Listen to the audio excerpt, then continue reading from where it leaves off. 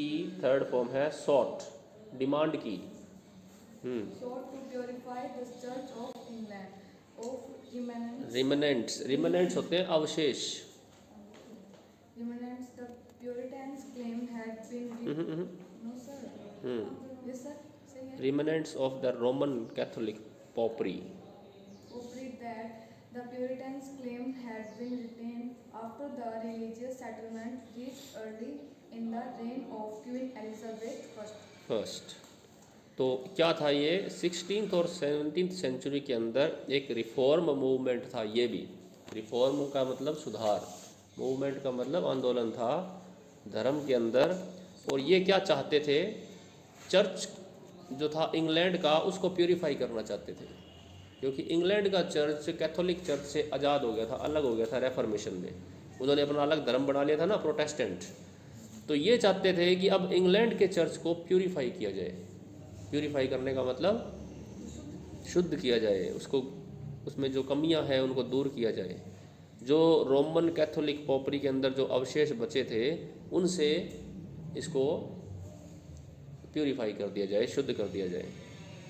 Puritans become noted in the 17th century for a spirit of moral and religious earnestness that informed their whole way of life, and they sought through church reform to make their lifestyle the pattern for the whole nation. तो ये noted हुए 17th century के अंदर, यानी 17th century यानी 1601 से लेके सन 1700 तक का जो पीरियड था उस समय ये नोटेड हुए, यानी इनका काल आया थोड़ा, ये इस समय काफ़ी ज़्यादा उभार पे रहे। और इनमें एक स्पिरिट थी मॉरल एंड रिलीजियस अर्नेस्टनेस की, यानी ये जीवन के हर क्षेत्र में धर्म और नैतिकता को महत्व देते थे। नैतिकता के कुछ पालन करते हैं ना, अपनी नैतिकताएं बनी होती है जीवन में, हर धर्म की अलग अलग नैतिकताएं होती हैं, ये करना चाहिए और ये नहीं करना चाहिए, तो वो चीज़ें नैतिकताएं होती हैं। Their efforts to transform the nation contributed both to civil war in England and to the founding of colonies in America as working models of the Puritan way of life. तो उन्होंने जो प्रयत्न किए इस चीज़ के, तो पूरा इंग्लैंड जो था तो दो भागों में बट गया था। एक तो प्यूरिटन लोग थे वो अलग थे, और दूसरे नॉन प्यूरिटन थे जो ऐसा कुछ नहीं चाहते थे। तो उन दोनों के बीच में फिर वॉर भी हुआ, सिविल वॉर हुआ, युद्ध भी हुआ, और कुछ दिनों तक प्यूरिटन का राज रहा इंग्लैंड के अंदर। आगे पढ़ेंगे अपने ये। और कुछ लोग अमेरिका भी चले गए, ये प्यूरिटन जो थे वहाँ पे उन्होंने प्यूरिटन वे के हिसाब से लाइफ जीना भी शुरू किया अपना अलग से। Puritanism began in England in the 17th century. It was a radical Protestant movement to reform the Church of England. हाँ, ये आप याद कर लेना, ये पैरा इम्पोर्टेंट है कि इंग्लैंड में 17th सेंचुरी में शुरू हुआ और रेडिकल प्रोटेस्टेंट मूवमेंट था। रेडिकल का मतलब उग्र था काफ़ी, और प्रोटेस्टेंट मूवमेंट था, और इनको सुधारना था इंग्लैंड का चर्च, इनका मेन एम ये था। The idea of a Puritan poet may seem a bit of a contradiction, विरोधाभास। As a Puritans disagreed with the practice of overly using metaphor and verbal flourished in speech and writing with their beliefs in God. Yes. तो Puritans ने एक जो poetry लिखी वो specially God को devoted थी, भगवान को डिवोटेड थी, और दूसरा सिंपल भाषा में लिखना चाहते थे ये। But over the time, some room for creative expressions arose, and Puritan poets such as John Milton, Annie Bradstreet, Edward Taylor, and John Dryden produced some of greatest works of their old age. ये आपको याद रखने हैं। Puritan के 4 प्रमुख कवि बताए हैं इन्होंने, जॉन मिल्टन, एने ब्रैडस्ट्रीट, एडवर्ड टेलर और जॉन ड्राइडन। ये 4 फेमस पोइट थे जो प्यूरिटन कहलाते हैं। हाँ, अब अपने जो, क्योंकि हम लिटरेचर को स्टडी कर रहे हैं तो हमारा मेन उद्देश्य ये है कि प्यूरिटन पोइट कौन से थे हमें उनका पता होना चाहिए।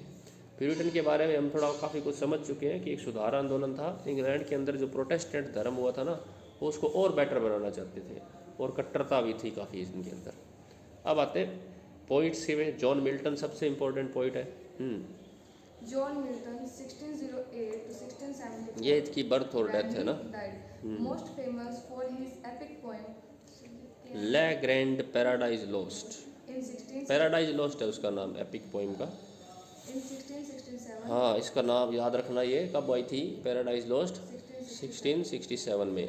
was an England poet with English poet with religious beliefs emphasizing emphasizing. Emphasize करना क्या होता है? जोर देना। central puritanical views.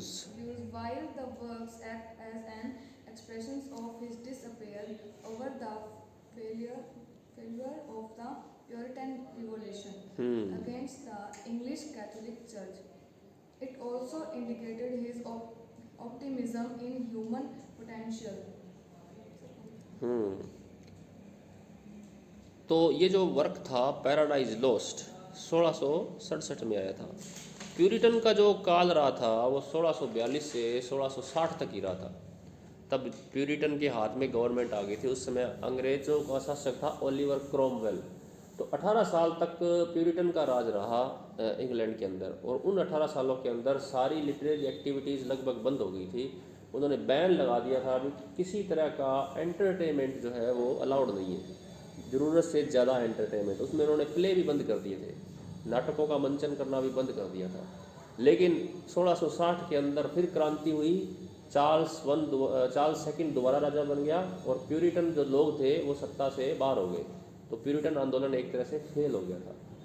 John Milton क्योंकि प्यूरिटन का समर्थक था तो इसको थोड़ा आघात लगा उससे, लेकिन फिर भी इसने 1667 के अंदर अपने व्यूज़ को शो करने के लिए पैराडाइज लॉस्ट लिखी पोइम, जो प्यूरिटन का एक बहुत बड़ा ग्रंथ है। ओके, बहुत ही फेमस बुक है ये। आगे A sequel entitled. Paradise was हाँ, और पैराडाइज लॉस्ट के बाद उसका सीक्वल भी आया। सीक्वल का मतलब उसका अगला भाग।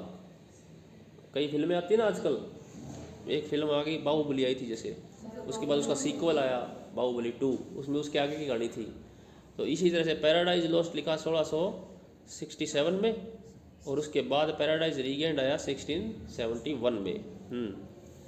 Other notable published work by Milton include On Shakespeare, ये बाकी काम है दूसरे जो और उन्होंने बुक्स लिखी। On Shakespeare, Comus, Lycidas, McDonald and the tragedy shall we dance, Samson Agonistes. तो ये जॉन मिल्टन के ये वर्क्स हैं, ये आपको याद रखने हैं कि कौन कौन सी उसने बुक्स लिखी हैं। और कोई पढ़ लो, है किसी की इच्छा? नहीं है? आपकी वॉइस रिकॉर्ड हो रही है, मैं रिकॉर्ड कर रहा हूँ, फिर आप सुन लेना यूट्यूब पे इसको, कैसे पढ़े हो आप। तुम पढ़ोगे? हाँ, थोड़ा लाउडली। अगला पॉइंट है Annie Bradstreet. Annie Bradstreet, approximately 1612 to 1672, considered माना जाता है। considered by many scholars to be the American poet, first American poet, ये अमेरिकन पोइट था पहला। एमिग्रेटेड to सैलिम, Massachusetts. In 1630, she had लड़की थी ये एने। हाँ, She had no formal education but had constant tutoring. tutoring provided by her obvious father. Abusive father. Abusive father. Abusive कौन होता है? है? एब्यूजिव होता है जो परेशान करने वाला हो। गाली होता है ना एब्यूज का मतलब। एब्यूजिव का मतलब जो लड़ने झगड़ने वाला हो। Her book of collected poem, The 10th Muse, lately sprang up in America. 1650 was the first published work by a woman in America and England. ये वर्क याद रखना है, the 10th muse lately sprung up in America. अगला point है Edward Taylor. Edward Taylor, approximately 1642 to 1729, briefly emigrated to America in 1662 in defiance of defiance का मतलब विरोध में। restoration of the English monarchy. monarchy. A Harvard-educated minister, Taylor did not write his poem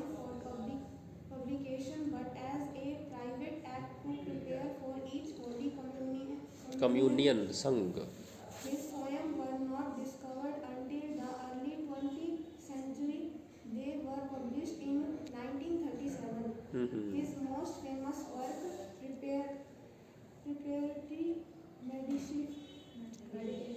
preparatory meditation before my approach to the Lord supper, ये इसका famous work है, यानी famous book है इसकी। Was a collection of personal thought and insight, ये personal thought का collection था। Personal thought का मतलब उसके व्यक्तिगत विचार थे इसके अंदर।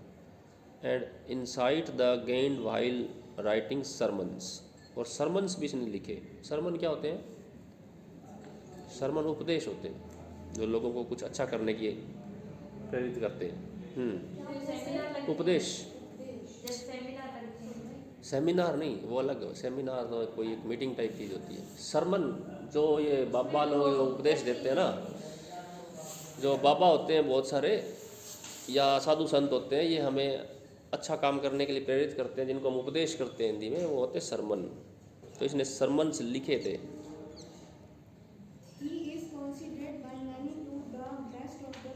हाँ, ये प्यूरिटन्स में कई लोग इसको बेस्ट भी मानते हैं। मैंने आपको बताया था प्यूरिटन पोइट जो थे उनकी पोइट्स ज़्यादातर पोइम उनकी ज़्यादातर उनका टॉपिक क्या रहता था? रिलेटेड टू गॉड, भक्ति से। हाँ, क्योंकि वो चाहते थे कि इंग्लैंड का चर्च जो है वो उसमें कोई कमी ना रहे, सबसे बेस्ट रहे वो। तो ये एक धर्म सुधार आंदोलन ही था इंग्लैंड के अंदर। इंग्लैंड जब अलग हो गया रोमन कैथोलिक से, तो उसके बाद इंग्लैंड में एक धर्म सुधार आंदोलन हुआ प्यूरिटन वाला। अगला फेमस पोइट है जॉन ड्राइडन, ये भी बहुत इंपॉर्टेंट है।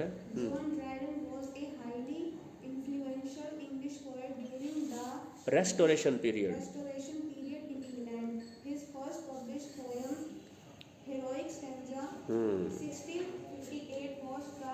यूलोजी, यूलोजी होती है स्तुति, और स्तुति क्या होती है?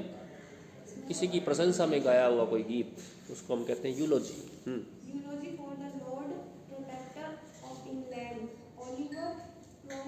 ओलिवर क्रोमवेल, 1660 के अंदर ओलिवर क्रोमवेल राजा बन गया था। His poem often contained factual information and sought to express his thoughts in a precise way. His other published poems include Hidden Flame, Mac Flacon, Unhappy Moment, One Happy Moment, A Song for saint, इसको saint बोलते हैं, saint का छोटा रूप है। Saint Cecilia's day, song for Amphitryon, song to a fair young lady going out of the town in the spring and to the memory of mister Oldham. John Bunyan, ये अगला writer है, पांचवा। Banyan preacher, preacher भी कौन होता है?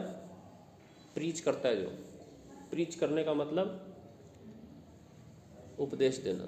सरमन और preach लगभग एक जैसे से ही है। तो ये जॉन बनियन भी एक संत आदमी था और ये भी उपदेश देता था काफ़ी।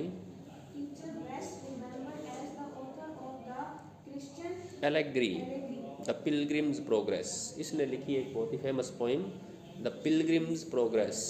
पिलग्रिम कौन होता है? पिलग्रिम तीर्थयात्री, जो किसी तीर्थ स्थान की यात्रा करता है। जैसे हम लोग जाते हैं ना, सालासर जाते हैं या वैष्णो देवी जाते हैं, तो हम तब बन जाते हैं पिलग्रिम।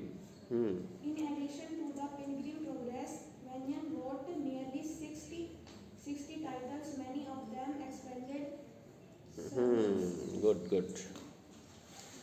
तो ये था प्यूरिटनिज्म। ज़्यादा कोई इसमें है नहीं, आपको मेन 4-5 चीज़ें इसमें याद रखनी है कि प्यूरिटन का जो काल था इंग्लैंड में कब आया, कौन से टाइम में आया, कौन सी सेंचुरी मानी जाती है प्यूरिटन की? 17वीं सेंचुरी। इनका जो सबसे इम्पोर्टेंट टाइम था वो था 1642 से लेकर के 1660 तक का। तब ओलिवर क्रोमवेल राजा था, तो उस समय प्यूरिटन्स का राज था, पूरा सारा शासन प्यूरिटन्स के हिसाब से चलता था। और प्यूरिटनिज्म था क्या? ये प्योर वर्ड से बना है, प्योर से, प्योर का मतलब शुद्ध। तो किसको शुद्ध करना था इनको? कौन से धर्म को? क्रिश्चियनिटी में कौन से धर्म को? हाँ, प्रोटेस्टेंट धर्म, जो इंग्लैंड में उस समय चला था और जो नया अलग हुआ था कैथोलिक से। तो ये थोड़े से कट्टर थे और सारे तरह के एंटरटेनमेंट के ये खिलाफ थे। और कुछ एक जो प्यूरिटन पोइट्स हैं उनके नाम आपको याद रखने हैं, कौन कौन से हैं? जॉन मिल्टन है, उसकी फेमस पोइम कौन सी है? पैराडाइज लॉस्ट याद रखनी है। उसके बाद कौन सा था? हाँ, उसकी वो एक पोइम है वो याद रख लेना। तीसरा कौन था?